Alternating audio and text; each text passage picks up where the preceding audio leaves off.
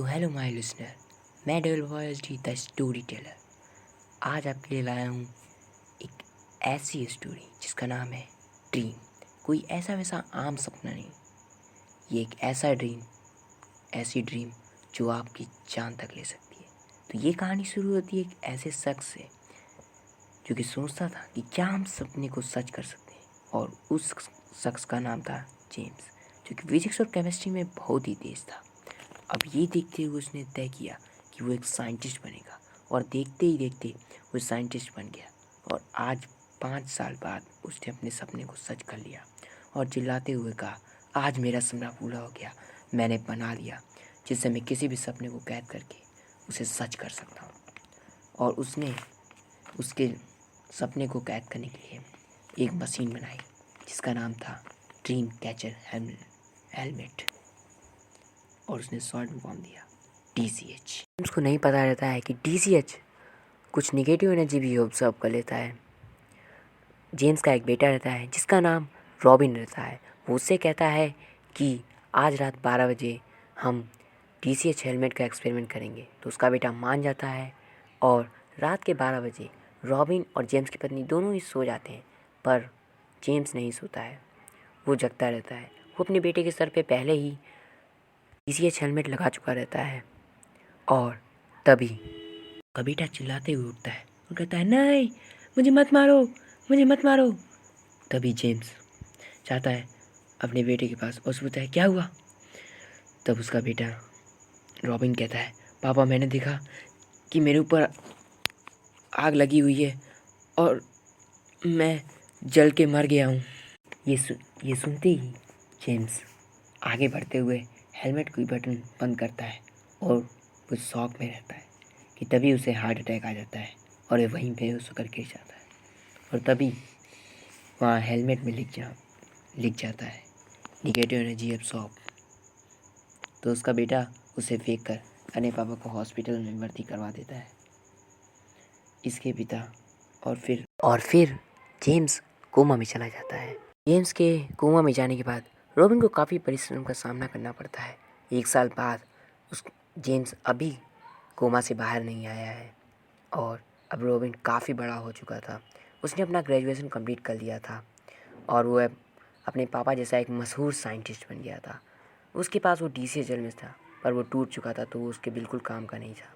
उसने सोचा कि शायद वो किसी इंस्टीट्यूट में इसको दे दे, अगर वो ये वहाँ किसी एक्सपेरिमेंट या प्रैक्टिकल के लिए काम आ जाए। इसलिए वो एक इंस्टीट्यूट में उस DCH हेलमेट को दे देता है। वो जब रॉबिन और प्रिंसिपल दोनों बात करते रहते हैं, वहीं पर एक लड़का उन दोनों की बातें सुन रहा होता है। उस लड़के का नाम राहुल रहता है। वो कई सारे एक्सपेरिमेंट अपने घर में करता ही रहता है। उनकी बात ख़त्म होने के बाद प्रिंसिपल सर उस हेलमेट को फिजिकल लैब में रखवा देते हैं, और रॉबिन वहाँ से चला जाता है, और फिर वो घर शिफ्ट कर दुबई रहने लगता है। और फिर राहुल सोचता है कि ऐसी कौन सी चीज़ है जिसे रखवाने के लिए इंडिया के मशहूर फिजिक्स साइंटिस्ट को इस इंस्टीट्यूट में आना पड़ा। और यही बात वो अपने भाई से कहता है, छोटे भाई से। और उसका छोटा भाई कहता है, जाने दीजिए ना भैया, होगा कुछ। राहुल कहता है, ठीक है। और वो मन में सोचता है कि मैं उस हेलमेट को वहाँ से चुरा कर अपने घर में लेकर आऊँगा और अगले दिन वापस कर दूँगा। अगले दिन वो इंस्टीट्यूट में जाता है और उस हेलमेट को वहाँ से चुरा लाता है और घर ले आता है। वो घर पहुँचता है और अपने कमरे में जाता है और अपने छोटे भाई से कहता है, देख, मैं उस हेलमेट को ले आया। और छोटा भाई कहता है, ये तो गलत है ना भैया। तो राहुल कहता है, अरे कि इसे कल वापस कर दूँगा। और वो उसे अलमारी में छुपा देता है और कहता है कि रात में आकर इसे देखूँगा। और रात को 9:30 बजे राहुल घर आता है। फ्रेश होकर वो उस हेलमेट को अपने सर पर लगा पहनता है और लेट जाता है और सो जाता है। गलती से वो हेलमेट की वही बटन दबा देता है जिससे सारा का सारा सपना उस राहुल के दिमाग के अंदर चला जाता है। सपने में राहुल को वही भयानक सपना बहुत ही ज़्यादा डरावना दिखता है क्योंकि वो मशीन थोड़ी सी टूट चुकी थी। अगले दिन सुबह वो उस हेलमेट को अपने सिर से उतार कर रख देता है और फ्रेश होने चला जाता है। वो जब तैयार होकर उस हेलमेट को इंस्टीट्यूट में वापस करने जाने के लिए उठता है और देखता है कि उस हेलमेट में लिखा रहता है 0% NE ट्रांसफ़र सक्सेसफुली। वो इसको समझ नहीं पाता और घर से निकलकर पूरे रास्ते उस वर्ड्स का मतलब जानने की कोशिश करता रहता है। वो इस इंस्टीट्यूट पहुंचता है और प्रिंसिपल के ऑफिस जाता है और कहता है, सर मैं ये हेलमेट कल गलती से ले गया था। तो प्रिंसिपल सर उसे कहते हैं राहुल, तुम्हें पता है ना कि इंस्टीट्यूट की कोई भी चीज़ बिना परमिशन के नहीं ली जाती, तुम कैसे ले गए? तो राहुल कहता है, सॉरी सर, आइंदा से ऐसा नहीं करूँगा। ठीक है, जाओ अब तुम। राहुल ऑफिस से बाहर चला जाता है और कुछ समय बाद इंस्टीट्यूट की छुट्टी हो जाती है। राहुल को बहुत नींद और चक्कर जैसा लग रहा होता है। वो घर पहुंचता है और थोड़ा सा खाना खाकर सो जाता है। उसे वो सपना फिर से आता है। इस बार वो सपना हद से ज़्यादा भयानक रहता है, जिसके कारण राहुल का नर्वस सिस्टम पूरी तरीके से बंद हो जाता है। उस सपने में लग रहा होता है कि वो अपना शरीर हिला नहीं पा रहा है और राहुल नहीं जानता था कि वो एक भयानक सपने में फंस चुका है। उसका छोटा भाई उसे जगाने आता है। उठो भैया, कब तक सोते रहोगे? शाम के 6 बज चुके हैं, अब तो उठ जाओ। छोटा भाई पर जो भी बात करता है उसका उस राहुल पर कोई भी असर नहीं पड़ता। उसका छोटा भाई थक कर वहाँ चला जाता है। फिर उसकी माँ आती है और वो कहती है, राहुल उठ जा, कितना सोएगा, चल उठ, 8 बजने वाला है, वरना खाना नहीं दूंगी।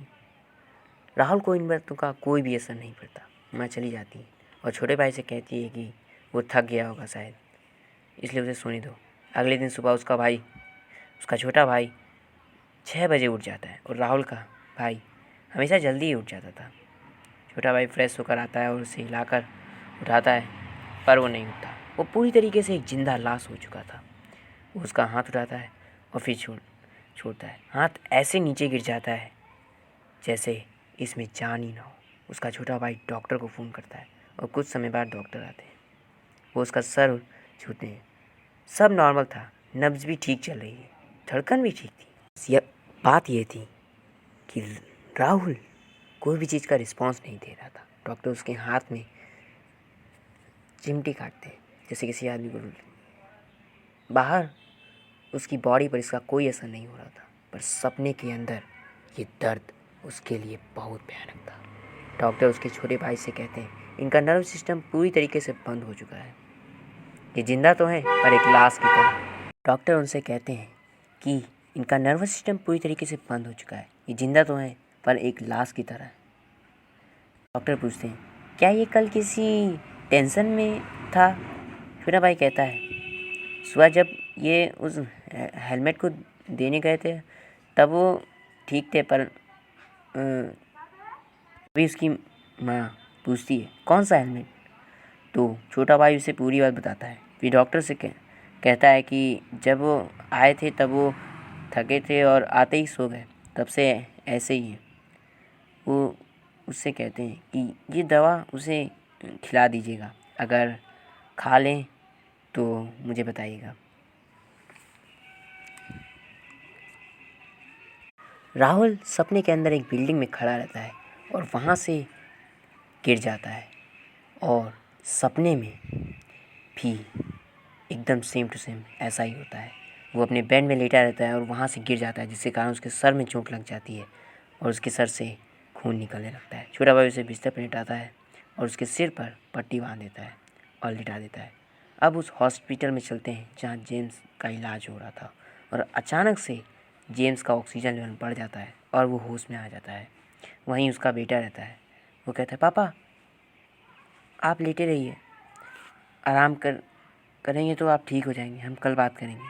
और अपने बेटे की बात सुनकर जेम्स शांत होकर लेट जाता है और अगली सुबह जब जेम्स उठता है तो अपने बेटे से पूछता है, तुम्हारी माँ कहाँ है? और कहता है, हमारा घर सब ठीक है।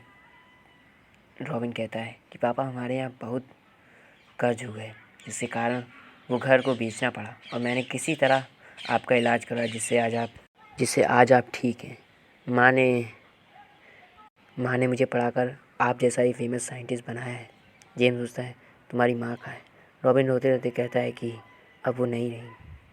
जेम्स पूछता है कि बेटा, जेम्स रोने लगता है और थोड़ी देर बाद वो रॉबिन से पूछता है कि बेटा वो हेलमेट कहाँ गया जिससे हमने एक्सपेरिमेंट किया था?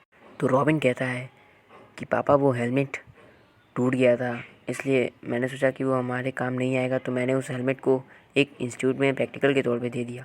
जो जेम्स ने कहा तुमने ऐसा क्यों किया? उसे तुम्हें किसी को देना नहीं चाहिए था। वो एक ऐसा गैजेट था जो किसी भी ड्रीम को कैच कर सकता था,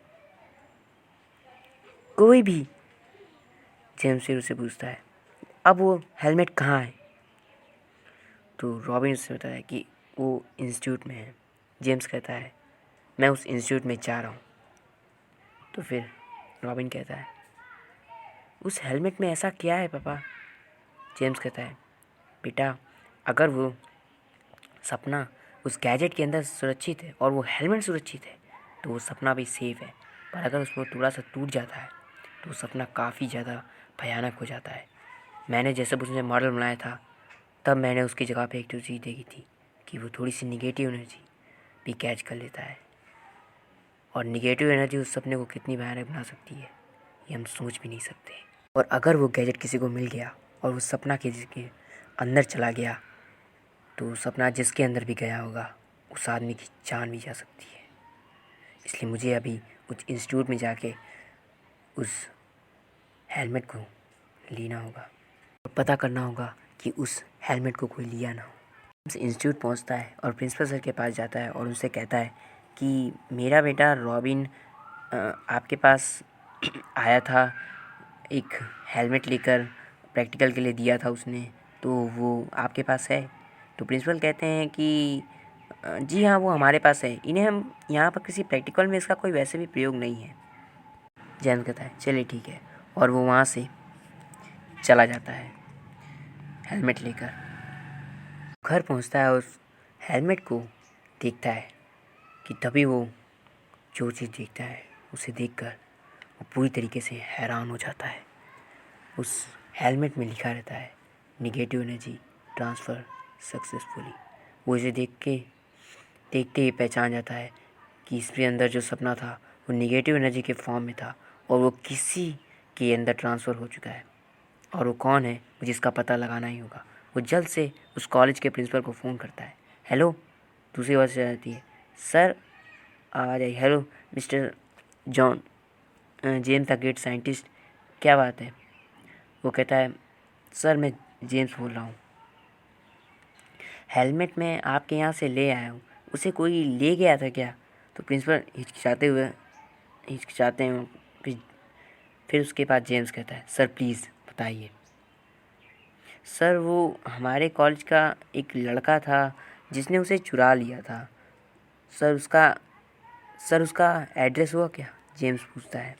दूसरी आवाज़ से आ जाई सर कोई प्रॉब्लम है क्या? जेम्स बोलता है सर कोई प्रॉब्लम नहीं है, मैं आपको बाद में बताऊंगा, पहले आप मुझे बस उसका एड्रेस दे दीजिए। प्रिंसिपल एड्रेस बताते हैं और फिर कहते हैं सर पर लड़का 1 महीने से कॉलेज नहीं आया। जिस दिन उसने चुराया था उसे अगले दिन ही उसने वापस कर दिया था। और फिर जेम्स कहता है ठीक है सर, और फ़ोन काट देता है। जेम्स को सारी बात समझ में आ जाती है। राहुल की तबीयत बिगड़ती जा रही है, वो कुछ खा पी नहीं रहा था। भगवान का शुक्र है कि वो जी रहा था।